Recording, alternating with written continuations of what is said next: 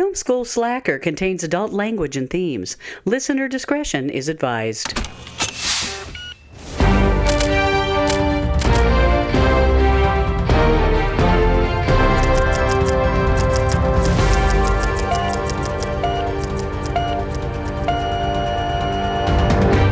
Hello, everyone. Welcome back to Film School Slacker, the podcast where I go through my ever-growing watch list of films, and alongside is my friend Megan. Hey, that's me. And I'm Ian. I'm very excited because we're continuing on our little adventure through X-Men, which I have somehow never seen any of these up until this point. Honestly, I'm choosing to be impressed by your lack of, and by the movies you haven't seen.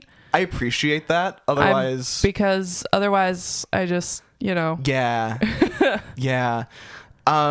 If those of you that have not listened to the last one, where we did X-Men, the first film in 2000, I really was quite taken by it. Yes. And so I am very excited to see how things progress with this one. X2, X-Men United, from 2003, rated PG-13, 2 hours, 14 minutes long, starring Patrick Stewart, Hugh Jackman, Halle Berry, Ian McKellen, Famke Janssen, James Marsden, Anna Paquin, Rebecca Romijn, Brian Cox, Alan Cumming, Bruce Davison, among others. Holy did you say Alan Cumming? Wait, who? Yes. That's a crazy list of people. Oh, we'll get there, honey. Holy shit. Directed by Bryan Singer, who also directed the first one. Yay, Brian. Written by Zach Penn, David Hayter, Bryan Singer, Michael Dougherty, and Dan Harris. Wow. So, yeah. All right. And so I hear, so we've got Magneto back. Magneto's back. Okay. I'm assuming he's going to break out of his plastic prison. Somehow. Can only assume that that's going to happen. And we've got a larger group of people, and I'm curious to see if they're going to be New Mutants or they're going to be... Yes. Yeah, very exciting. So my question to you then, without giving too much away, do you like this one or the first one better? I like this one better. Okay. It's more in depth. Okay. About Wolverine in particular. Okay. Yeah, because he's not given a lot of information in the first one. We just know he has a metal grafted skeleton. It happened X number of years ago, and we don't know who did it. So we're gonna get some lore on him. Gonna get some lore. Okay. Gonna get some really cool fight scenes. Okay. And just kind of expands the universe. Okay. No, I'm ready for that because the last one was a very good introduction into the mutant universe, and so I'm very excited to see how this one makes it better. Yeah. This is generally thought of. I don't want to color your expectations. Right. But this one is generally thought of as the best of the three originals. Okay. And yeah, I think it's just because there's more. It's you get more meat and potatoes. Okay. Into the X-Men universe. So, yeah. All right. With that being said, I'm excited for you to watch it, especially since you like the first one so much. I know. I'm genuinely stoked and just itching to start this one. So, with that being said, let's do it. Let's roll the tape. Roll it.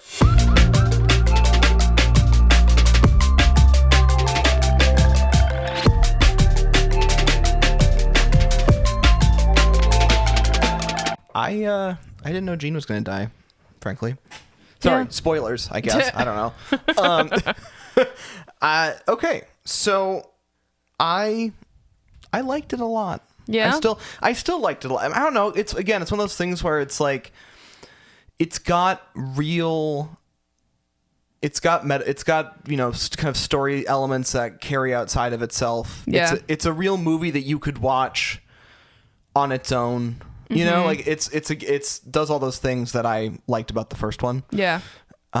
It's got a really interesting there's a couple of interesting through lines. One of them is the government is not your friend if you're a marginalized person. Yeah. That is like a pretty major component that was there in the first one too, but this one really is really hammered that home. Like really... a one or two, like a single bad actor in the private sector can really fuck with a lot of people's lives. Yeah. Yeah. Especially if they used to have a car company and I'm so sorry. It's fine. Excuse me. I don't know what happened there. Yeah, but I think that it did a good job of showing all those kinds of elements. And then the other big one, I have it in my notes too, is there's a really strong element of the like pray the gay away thing. Yeah. And it's like the saddest thing in this movie is really like Stryker's son. Yeah. Like that is I have a lot of questions. Absolute tragedy. Like I want to know, like I have I have like questions about more of that. And obviously like it's insinuated to be really, really troubling. Yeah. So they just kind of don't go super deep, but you see enough to be like, oh fuck, what happened here? Like this is really scary. Like clearly, it was the father wanted the kid to be cured, quote unquote cured of his mutantism. Yeah, and then mutation. Professor X is like, well, okay, that's not how we operate here. It's not a disease. It's not a disease. We're not here to cure him. We can teach him to control it and right. And then give it our best shot at that. Right. But then if you've got, parents at home who are actively working against that narrative, then there's the discordance in the kid and then he gets confused and he's upset. angry at his parents for sending him to this place that he doesn't enjoy and like doesn't feel like he's connecting and then there's like an insinuation that he really only communicates via telepathy, and that's interesting. And like it's like I think that has to do more with like his like the so like how much physical trauma he's gone through, because you could like I don't know if you caught it, but in his wheelchair he's got like this thing, this big mechanical thing going up his spine.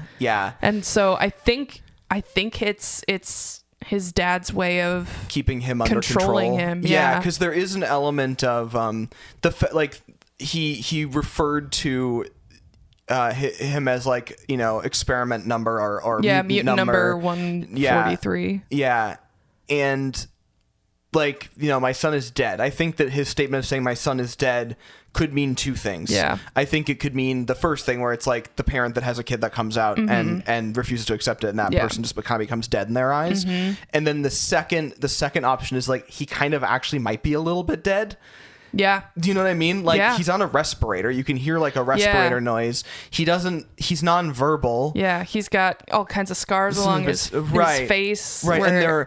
And I think that the stuff that's being dripped is like excreted from his brain. His brain excretion that. Yeah. Like, so clearly that's probably partially what that thing is. Like he's no longer like like I think he's might not actually be kind of dead. He's just kind of a vessel for whatever his dad wants him to do. Yeah. And that to me is the part that's like, what the fuck? It's that to the next, what happens when a homophobic parent has a child who comes out, and then also that child has something that parent needs. Yeah. There's just a lot of like metaphors that are like, ooh, God, and because then they had a bad experience, something that their child did, because the child actually was causing, to a certain degree, some emotional abuse on the parents' side. Then the parents have now gone in and basically said, the father says, what can I do to eliminate everyone who's like this? Yeah. It's just it's just so on the nose. Like it's like kind of, that was like the subplot to me that was like, wow, holy shit. And like Professor X is like clearly like troubled, by the whole thing. So anyway, it's dark. It's a little bit dark. It's not it would definitely be woke today. Yeah. For sure. And I think that, yeah, I just find that really interesting that that's like movies like this were being made in the early aughts and no one was thinking that was, but I guess it's because it's a metaphor and not just being outwardly called out for what it is, but still. Even though the scene at Bobby's house, you know, 100%. in the Boston suburbs is written like a coming out. Written as pretty much a coming out. Just replace the word mutant with gay. Right. And it's a coming out scene. Literally the fact that the mom's like, have you just like tried not being a mutant? Yeah. But like, how? How would you not? How, like, yeah. How do you not? Yeah.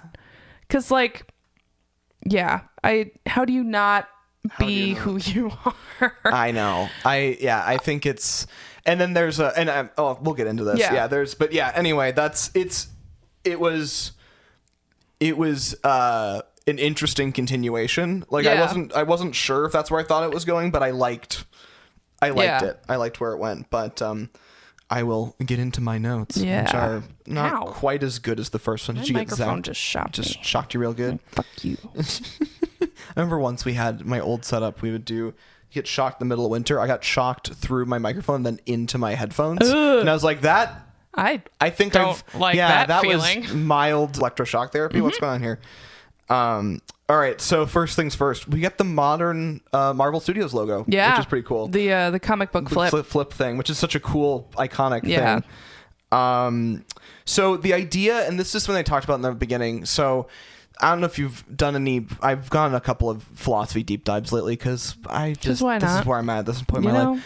And the idea of like transhumanism is like a concept, and I would not do like the entire topic justice because philosophy is confusing and crazy. But the idea of like transhumanism is like things that make us, that enhance us or make us better. Right. And some people are really, really against certain elements of it, and it's like, where do you draw the line? And I think that is a concept that comes up a lot in this. The idea of like, when are you no longer a person that we, you know what I mean? Like, what makes you an other? What it's the episode of Futurama where Hermes replaces parts of him with himself, or with robot parts until is he a human anymore? Just literally not Hermes anymore. Right. So like, and then like, so examples of like transhumanism fear and like the different levels that people have. Some people are just like, I don't like I think tattoos are bad, or even you know, like kind of CRISPR based, or like, you know, DNA altering gene therapies. Like people think that that's like violating some sort of law. Obviously, when we say transhumanism, the trans and transhumanism, like somebody's transgender, like that's another thing where it's like, no, you were supposed to be this way because of certain things, right? So stuff like that. And even if you get into the world of like Christian Science, you get like vaccines are like some sort of modification, right? So I just find that like the mutant thing is like a very interesting kind of stand-in for that, because it's like, they're, you know, they share a lot of similarities, but they are distinctly different. And then the government going and being like, well, these people are different and we see them as dangerous, you know. It's just an interesting just kind of philosophical. So a person smarter than me can and probably has done actual scholarly work on that connection between the X-Men and transhumanism. But anyway, so this one starts a lot faster. Like it comes in with the attack on the president. It's pretty cool. Like with the bouncing around, and it's very engaging right away. Like, okay, I would like Magneto's power, but I would also like Nightcrawler's power, but not as restrictive. His is pretty restrictive because he has to be able to see where he's going, so he can like hop from one place to another, right? Like hop down the street, pretty much, right? But I want to be able to like hop all the way to work, right? Or like a place that I've been before, right? Where I can visualize. You want to apparate, yeah. I got you. Yeah, his is interesting. I also think that like his look is really interesting.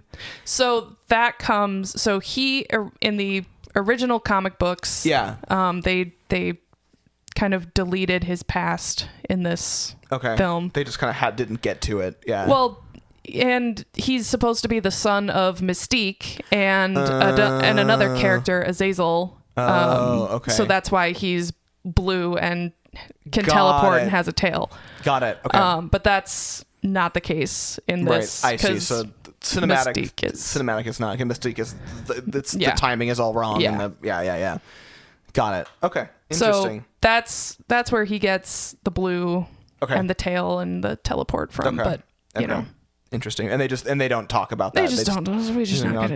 I find the German thing interesting, and it's the also Munich. It's also circus. funny because Azazel and Mystique both show up in X-Men First Class. Okay. So you're kind of like, are they gonna? But they never. Huh. It's not a thing that happens in the movies, Right. at least. Right. But yeah, I like his German thing. Yeah. I'm like, is he German in the Comics? books? I don't think so. Yeah.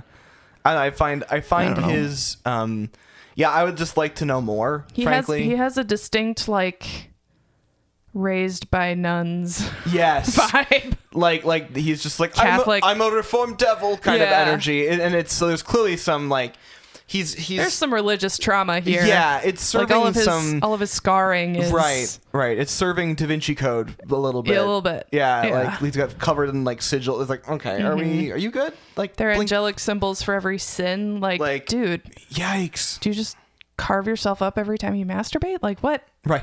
What's your what? What? He looks at Mystique for the first time and just like Yeah, just starts starts drawing one. automatically. He's like, I'm gonna have to do this later, but yeah, I but just want like, the I want the design now. head. Yeah, get it all stenciled in first. Classic. I thought that Jean Grey had a very like Black Widow energy this time around, like the hair, the shorter red short hair. hair, and being like sort of like the de facto leader kind of energy. Like it just felt like that. So and dies at the end. yeah. So Jean Grey is known in the comic books as Phoenix. Phoenix. Okay. And so this movie especially, they kind of Teased it. they teased it. Right. Definitely. Okay. Okay. Because if you were watching when she was using her powers, She would glow. her eyes were kind of flamey. Yeah. Yeah, I got the sense that we hadn't saw the end of Jean No. Grey, and the way that she did a freaking like narration at the end. Yeah. It made sense to me, Yeah. but it was still interesting. Oh, she's coming back. Yeah. I kind of wish she wouldn't, but we'll get to that. I know. We'll get there. So the professor can stop time. That was pretty crazy. People just I realized later that it wasn't stopping time. It It's was just stopping brains. Yeah. He just kind of stopped just a people. frightening ability to Oh, have. yeah. And I have to imagine that it takes a fair amount of power. Oh yeah. He went home and took a nap after right, that. Right. Be like, I'm good. It's like, I need a Gatorade and a nap. Right. I feel hungover. Logan and his fucking cigar. I'm like, okay, bro. Yeah. All right. This one goes hard on the cigar. Yep, they're into it in this one. I can't remember what shot it was that I put it out there, but it was the effects budget's gone up, I see. Like Yeah. it's like there's a lot more effects in this one. Yeah. For Professor Xavier's school, I just have questions about funding. Yeah. I think Is that a thing, or do we never really? I mean, he comes from money. Okay, got it. I don't know how much money or why. Right. But Okay. that was my impression. Is he one of those guys that's just like super old? Is that part of it or not? Kind of. Okay, Yeah. I interesting. don't know. Huh. I have no idea. Kevin and Nick will know. Okay. We'll ask them. Yeah, well, I'll have to create like a list of things. I have lore questions. Yeah. When the break-in happens, like the invasion of like the government agents, there's like the nature documentary in the background, like describing being helpless when their mother's gone. Like that was pretty on the nose, but well placed. I feel like Wolverine, like that was like a turning point for his character, that invasion, like where he went, like you had pointed out during the screening, like he didn't kill anybody in the first movie, Right. And I think that the reasoning for me on this, why he was just so aggressive, was because he'd finally found a place that kind of felt like home. Yeah. And so he's going to defend it Yeah. until, you know. Right. Until Like, these are my kids. Yeah. Like, Like, Yeah. these are my kids. This is my house. Right. You're coming in here. You're like, coming in here attacking us. Right. I Fuck you. finally found a thing that I felt Yeah. safe somewhere. And I can't even have that. Like, literally, let's go, bro. You know? Yeah. Which was just an interesting, and it came across well. I think he did a good job of that. Love the Mazda sponsorship. Oh, it's a Cyclops' car. I think all of them are. I think Okay. because like Professor can't drive.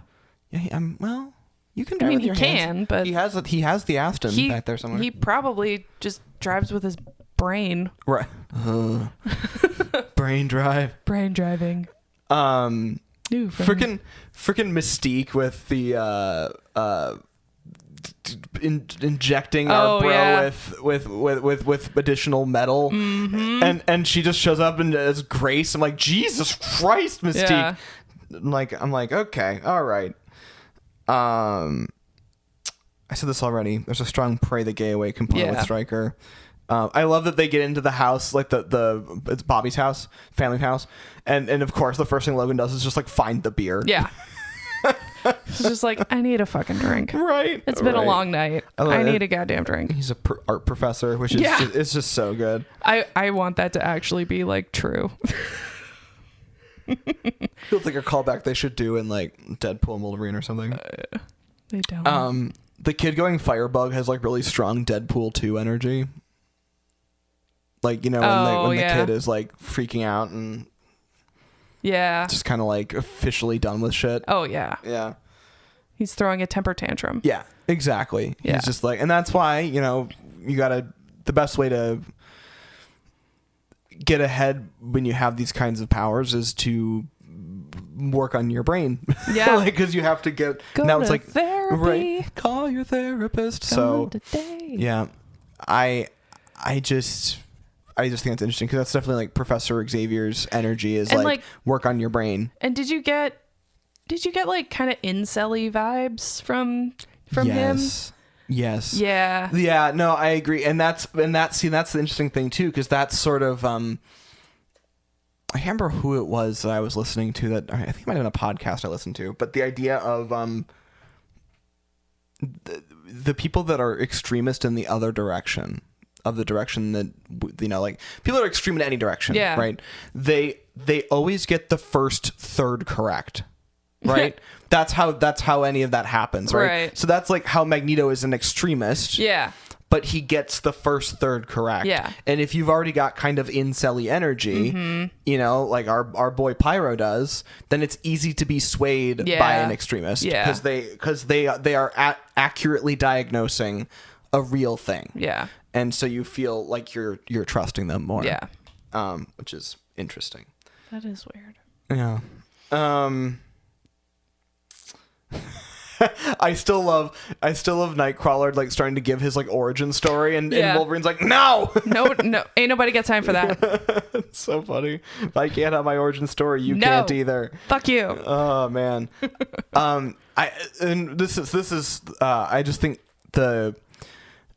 I didn't catch it at first that like when the Stryker's son is kind of projecting that little girl character, she's got heterochromia, which is cool. So heterochromia is super, and that I didn't notice until later. Gotcha. Which I thought was because at first I really thought that she was, and this is getting into psychology that I don't know actually exists for any of this, but like. I found it an interesting choice because at first I thought like that was just the choice for like this projection he was making for the character he's trying to use. Yeah. Like there's more agency on his part to create a character that'll work to help to get the end for Professor to do what he wants. But the fact that he has heterochromia and so does she kind of changed my perspective on that. Like, is that how he is that how he sees himself?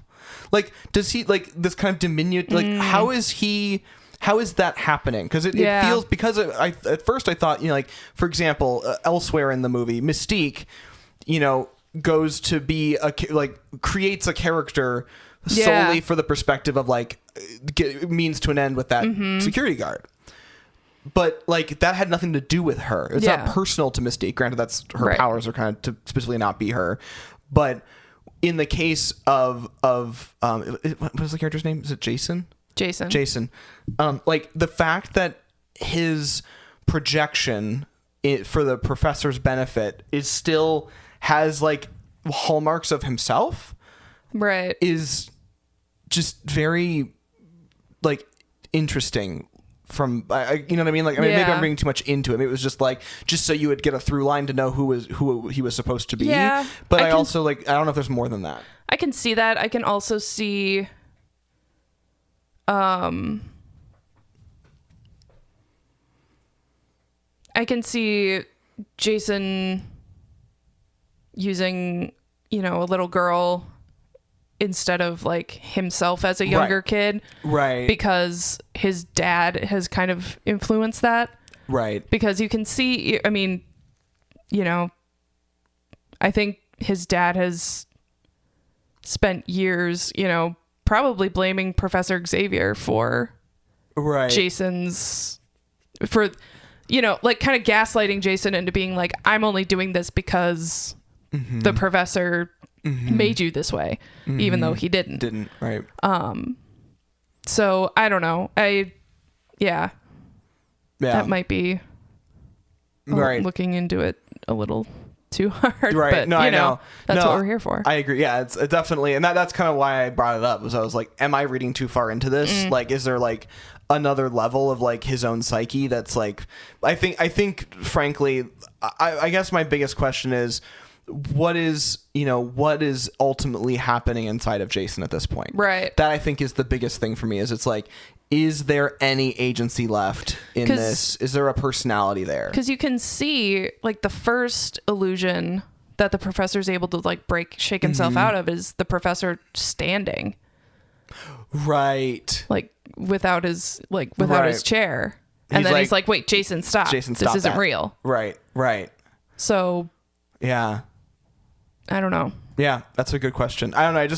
I guess a lot of me. So maybe that's Jason like still in there, kind of like poking at tweaking. the professor. Yeah, I think you know, like kind of mentally, like showing him what kind of mirror of Erised sort of thing. Like, yeah, like you know, poking at what he really wants. But, you know, I think you're right. I think that ultimately, like he created that little girl character exists because there is something he knows based on his experience with the professor that would elicit a strong reaction of like assistance from the professor. Also, like if the plan had worked, if the professor had killed all the mutants, right, at the, you know, pretty much at the request of this little girl, right, like then he would, you know, theoretically come out of it and realize what had happened and realize what he'd done, and you know, he would carry that with him forever, because, you know, that's just who he is,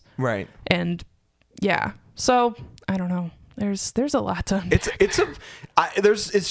It's really truly kind of fucked up. There's like a lot of, if you pull the thread on a lot of this stuff, it's like, oh god, oh Jesus, that's awful. Yeah, yikes.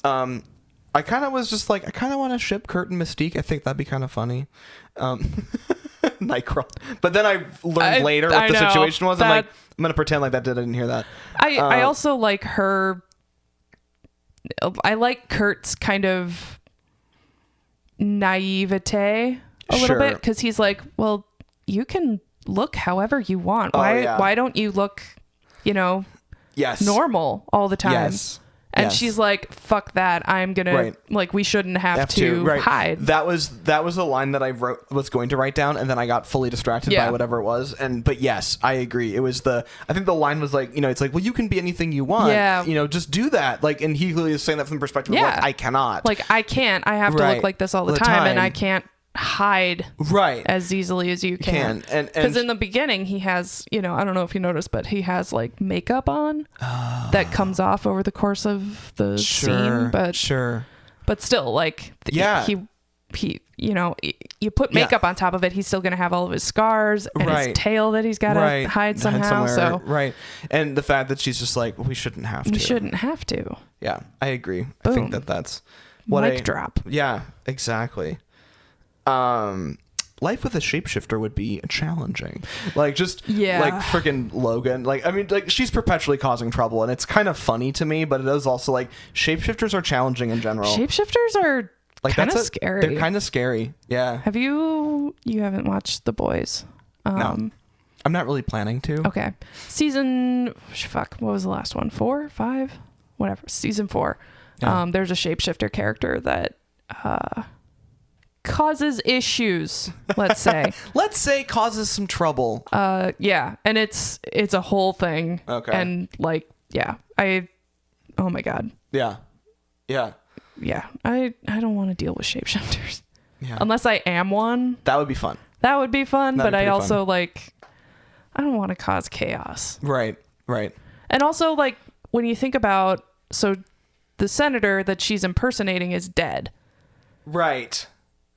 He has, theoretically, he has a family and a Right. staff, and like, Yeah, that would you'd be have to pretend to be him like 24 hours a day. because there's like a life to maintain. You Yeah. can't just like I feel like the thing with shapeshifting is it's the most plausible for the shortest amount of time possible. Yeah. Like, it's the idea of like, yeah, Like I was that janitor for 2 seconds. Yeah. When she's about to be caught and she just turns into the janitor Right. and walks right out. Right. That's fine. Yeah. Because you can get away with it for such a short period of time that a person being in 2 places at once is fine. But if you either remove or incapacitate the original person and take their place, then like now you have to maintain that continuity. Yeah. Yeah. It's a good point. Yeah. Why does Mystique sound like Nebula? We don't know. She really sounds like Karen she has Gillian, that. like in that. Yeah. That like double. The voice, yeah, it's like it's kind of modulated, but also Yeah. kind of low. Like it's just very similar man. energy. This is one lover's quarrel we cannot get involved in.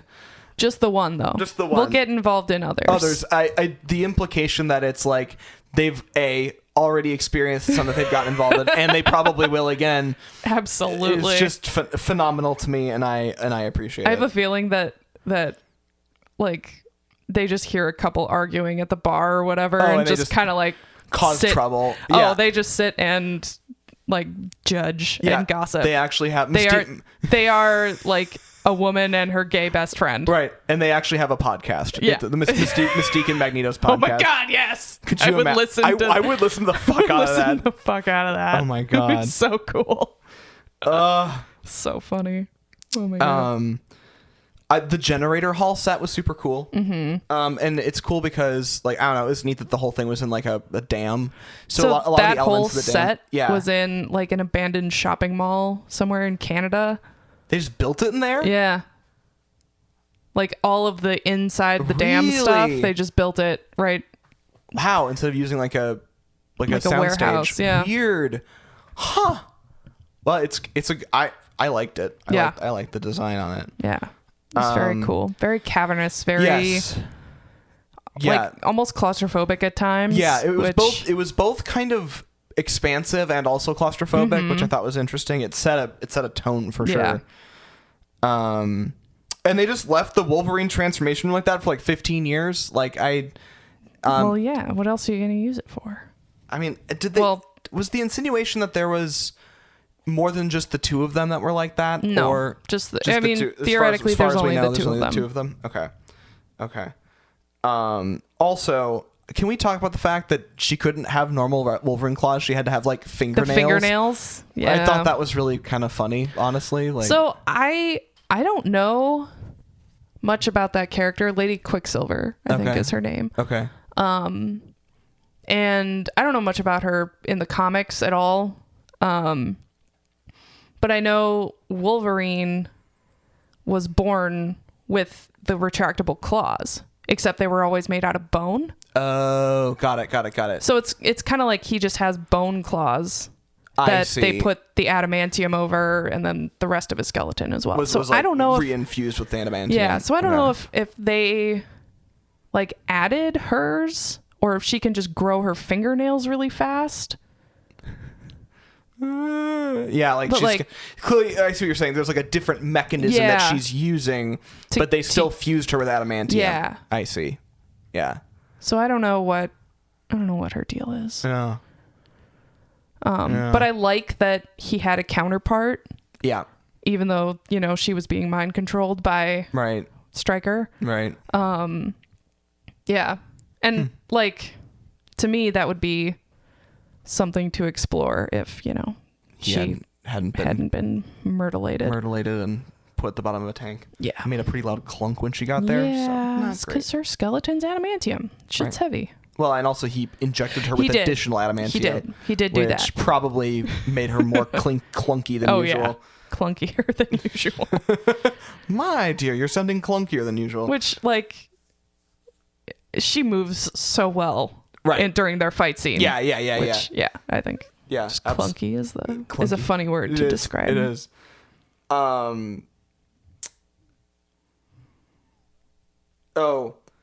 When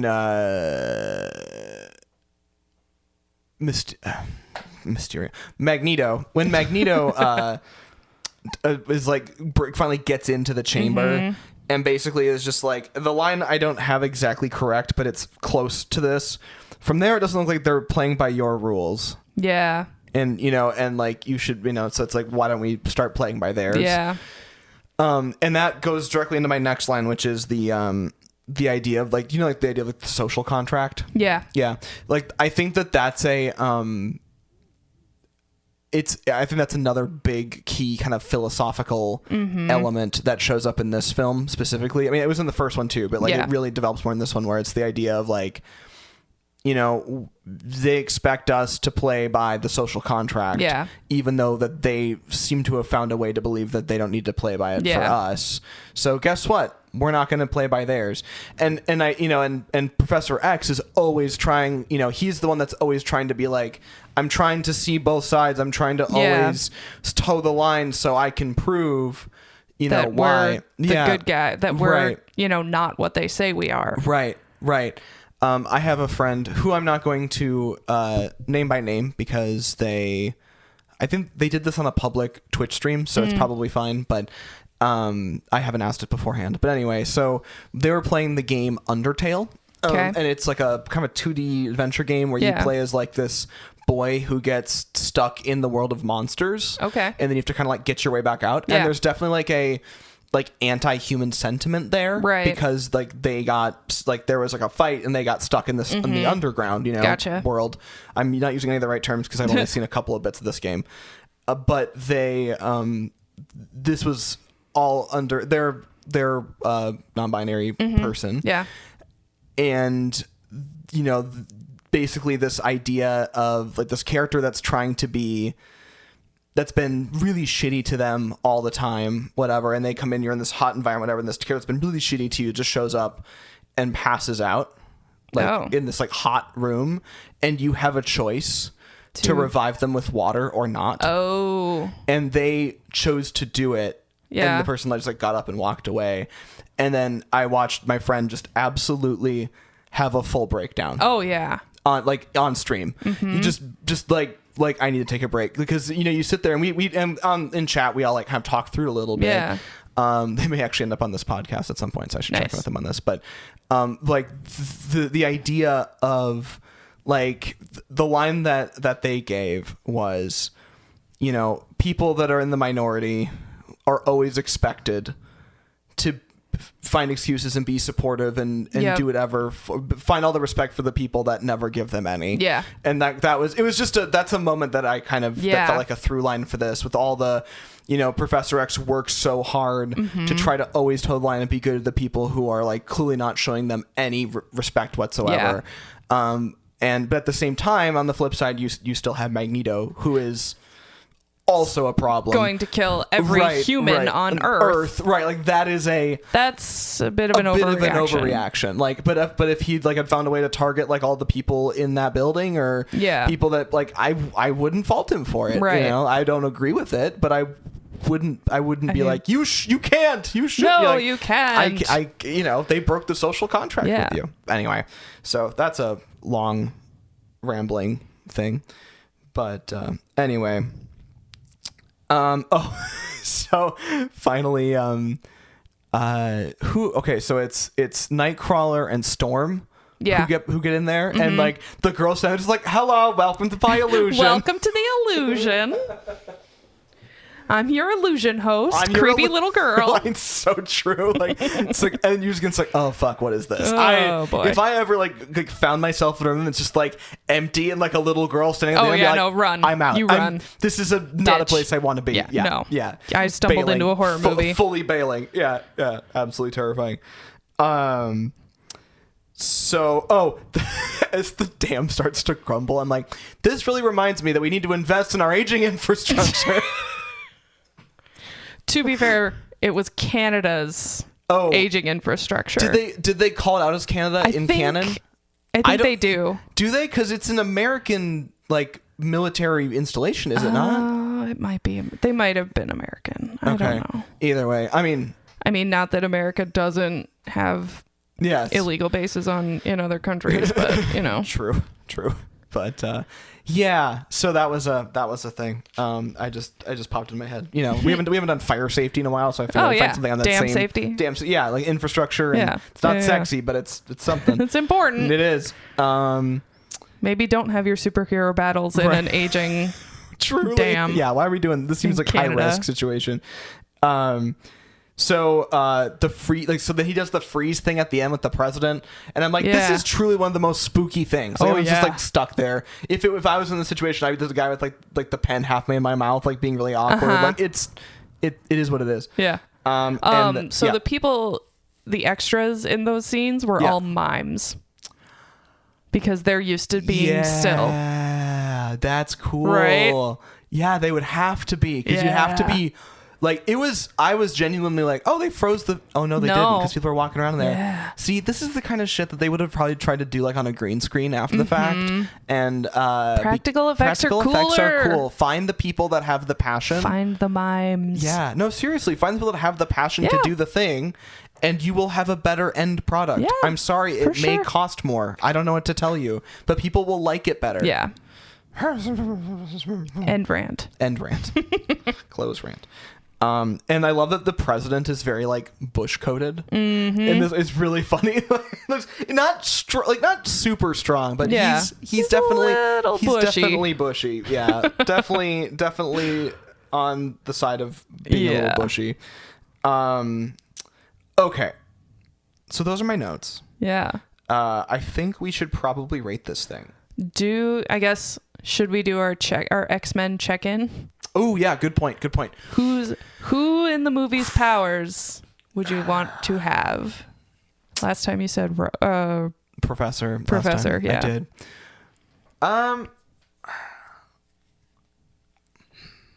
I think I'm going through my Rolodex. I think there haven't been many new characters. Right. We get some more of the kids. Right. We see a little more of like Bobby's powers and Pyro being an incel. Pyro, fire is so destructive and kind of annoying. It's also like kind of the lamest power. It is. It's like first thought. Like I don't know. Well, and he said himself he can't create it. He has to have the lighter. Can only control it. Right. The fire has to exist for him to like control it. I think Bobby's power is interesting, though I call it the Frozone, where it's kind of like he can kind of do like, you know, it's cool. Cool. Thank you. I see what you did there. But I don't know that it's practical. Yeah. I mean, if I lived in a more tropic environment, I might like it more because I could just like cool myself down. Right.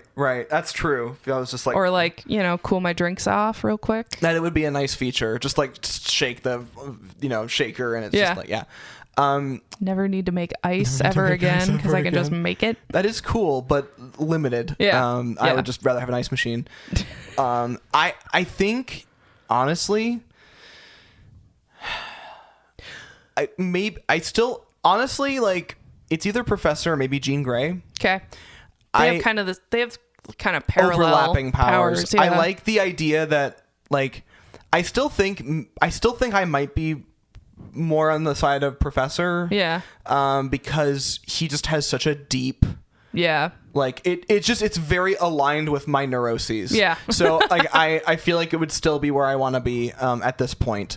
I really like Storm. I don't want to have her powers, but I really like I really like her her vibe. Yeah. And like she's comes in clutch, you know, like Yeah. she can come in and really make a situation wild. And Halle Berry's cool. So, Yeah. yeah. Where are you still with? Where were you last time? I was wanting Magneto.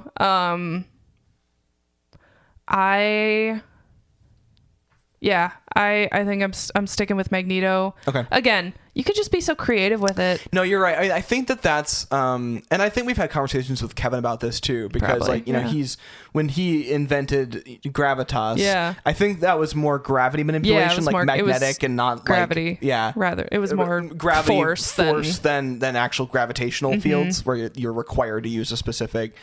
But I think you're right. Like, I think the magnetic, like, you can basically manipulate anything that has any sort of metallic anything in it is a very interesting and cool and open-ended power. Though I still believe it has a touch of the Doctor Who. Can we set some boundaries here? Yeah, because it makes it hard. And like in the real world, I understand why you'd want that, because there's kind of no boundaries if you can figure it out. Yeah.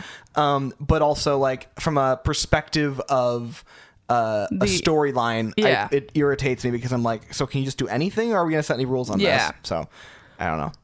I also want to give an honorable mention to Rogue's powers. Yeah. I like this movie. She took agency of her powers. She like used her powers to help stop, you know, situations. The situations. Yeah. Right. She's definitely learning how to deal. Yeah. While there are still a lot of restrictions. Yeah. And the main reason I wasn't as fond of Rogue's, she also hasn't really shown that side where she has the powers. Yeah. She hasn't really used that them. function very often, the Kirby aspect of it, where you can kind of like absorb but also then kind of use it for a while. She hasn't really shown a lot of that yet. It's mostly just shown how she can draw. Yeah. And for me, it's like, I already have that, you know, like I already feel everything everyone else feels around me all the time. I already have the bad part of Rogue's powers. I don't need the rest of them. But anyway, the on the flip side of that, I would want to try everyone's power. For sure. Like a demo day. Yeah, pretty much 100%. Just be like, hey, I'm going to grab your power for 5 minutes and play with it a little bit. And then we can, you know, have a little chat about it. Right. And because like, I wonder how like the element, like how does that feel physically in your body to control whatever, you know, the weather or fire or ice. What is the physical sensation of doing it? Yeah. That's the aspect of that I would like. Right. I would not like the no touching. No touching. No touching. And I also find something interesting with this is I always kind of imagined that like your powers were very specifically linked to your brain. This is just like my own internal thing. It's not thing like about superheroes. Right. It's just my own thing. It's like, especially the ones that are your very superhero headcanon. Yeah. Right. Like it's less to do unless it's like very much like a physical attribute of you. Yeah. Like, you know, Captain America is like specifically strong because of a serum, whatever. If like in the case of the mutants, I've always felt like it was sort of like a brain unlock. And so like everyone's kind of got the components. It's just how you utilize them. And so I find it interesting, the idea that you could like absorb it's sort of like Rogue's abilities sort of like go in the face of like my original kind of headcanon about how like mutants would work, where it's like your brain sort of unlocks its own pathway to control a thing that makes the most sense for your psyche. Like Storm, that just happens to be like what her brain did. Like it just, and so it's like the idea of being able to control the weather is like kind of wired into her psyche. Right. But also like, again, as we both do on this podcast, I'm overthinking it. You know, that's what we're here for. Exactly. It's why we started a podcast. It truly is. So we could get it out. Get it all out into the universe, because why not, right? But yeah, I still want Magneto's powers, mostly because you can just get really fucking creative with it and really fun. That's fair. And you can there's kind of no put rules. Metal plates in my shoes and fly everywhere. 100%. Fly, quote unquote. Quote unquote fly. It's cheating. It is cheating. Okay, so production design. I'm gonna call it a 4 again. Yeah. It's very much the same quality. Yeah, it doesn't. There's more of it, There's but it's more not. of it. It's not better. It's just more. Yeah. Story.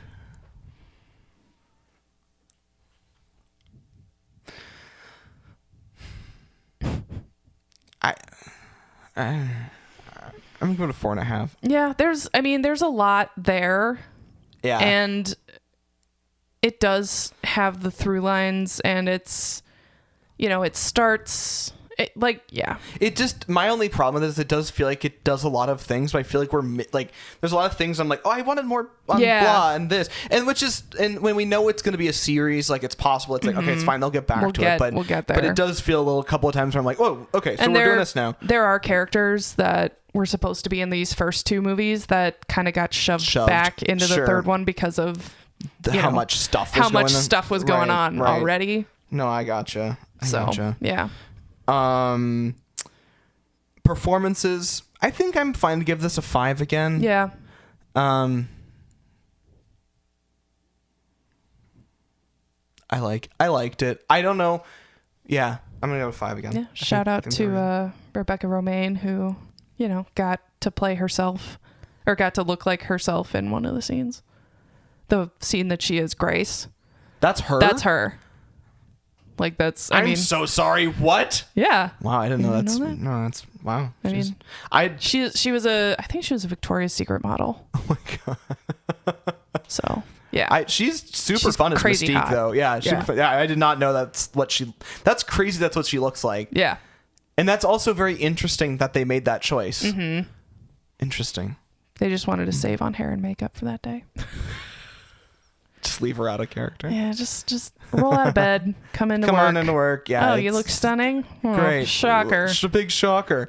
Well, I mean, that's also the thing that's interesting about her character is like when she's disguised, she's not on set. Yeah, that's true. She's not there. needing to be there, like, because like you have a double and the actor there. It's so weird. Cultural impact. I think you've mentioned before that this is really considered to be one of the pinnacles of this series. I would still give it a 5. Yeah. And also like it's, talking about how we've made connections of how relevant it is today. And